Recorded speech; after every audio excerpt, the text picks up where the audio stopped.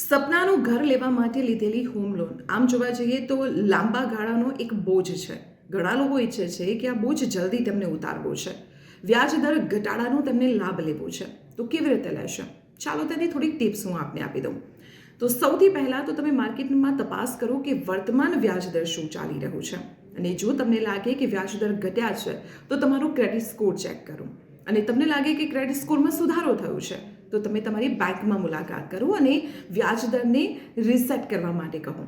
આપને જણાવી દઉં કે સામાન્ય ઘટાડો જો વ્યાજ દરમાં આવશે તો તે તમારી ઈએમઆઈમાં મોટો ફરક લાવશે અને લાંબા ગાળે તમને લાખોનો ફાયદો થશે.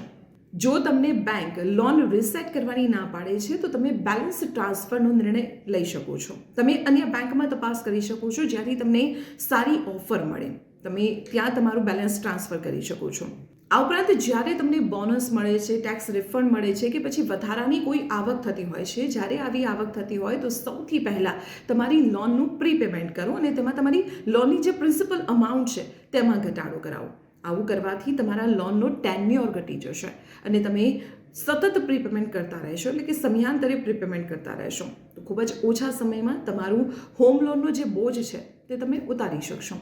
તમે આ ટિપ્સ ફોલો કરવાની સાથે સાથે સર્ટિફાઈડ એક્સપર્ટની સલાહ લેવી ખૂબ જ જરૂરી છે.